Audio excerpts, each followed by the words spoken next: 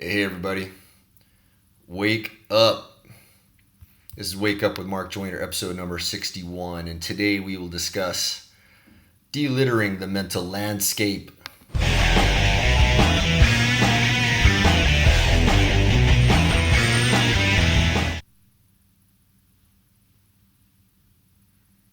Hey everybody, wake up. This is Wake Up with Mark Joyner, episode number 61, and today we will discuss de-littering the mental landscape.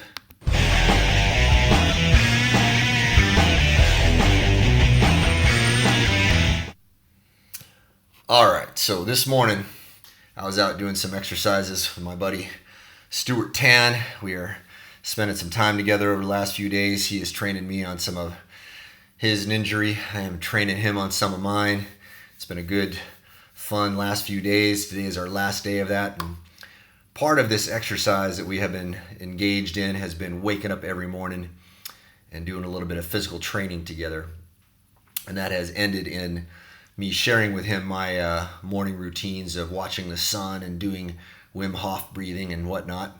It's been quite cool. And this morning, right after we finished our little workout, right before we started getting into the breathing section of it, I noticed some young men out there by the beach, and they were smoking their cigarettes and flicking their cigarette butts out on the ground. And I watched that and I thought, there's litter all over the place on this particular beach. And Singapore is actually generally a pretty clean place. This is an uncharacteristically highly littered spot of ground. And I thought, people are probably not talking to other folks about littering. Why don't we do it? Why don't we do it? We're afraid of offending them. We're afraid of maybe getting in a fight. We're afraid of the confrontation. We don't want to look like jerks, but still we tolerate it. We tolerate it. So I said, I'm going to go have a little talk with these young men. I had to be careful about how I was going to do this because I knew if I walked up to them and I said, hey, young men, don't litter, right? What kind of effect am I going to have on them? They're going to shut down. They're not going to want to listen to anything I have to say. They're going to be like, F you, old man. We'll do what we want. So instead, I walked up and I said, hey, what's up? My name is Mark, right? And I shook my hands and, they were all, I was trying to, get on their level and we were all kind of vibing, kind of cool. I said, cool. So I said, I think they kind of knew, they sensed what was coming, right? Because, why is an older guy going to be walking up to a bunch of, late teen, early 20s kids, on the beach like that, especially with the kind of probably, I was probably carrying a little bit of a energy with me, of disapproval. And they probably knew that I saw them flicking their cigarette butts out and they knew it was wrong too. I was smiling, trying to keep a high vibe with them. And so I said, hey, you guys, I said, do you see the litter, around the beach? And they kind of put their heads down and they go, yeah. And I said, do you like it? And they said, no. They knew what was going on, right?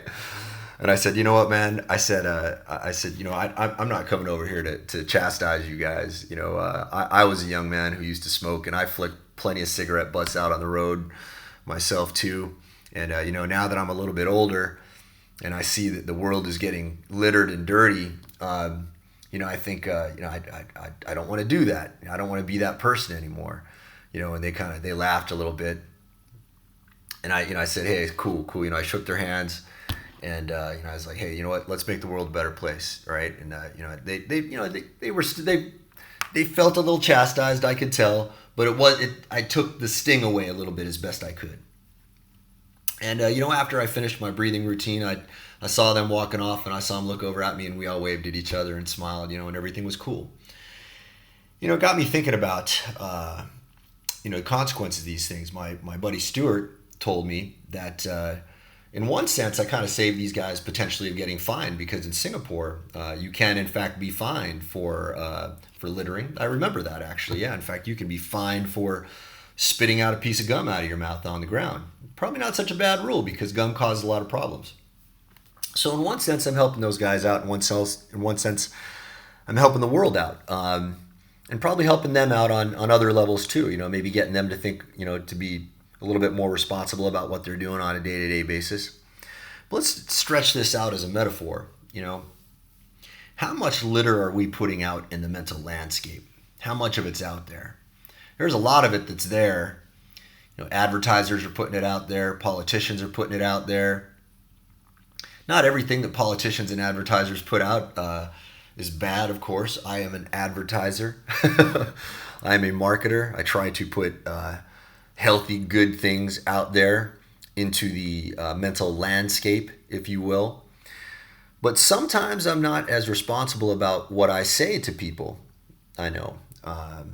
What I say about people, it's something I endeavor to get better at. I catch myself talking trash about people, and I want to stop that, because I know that it's not the fairest thing to do. There may be some times when it's appropriate.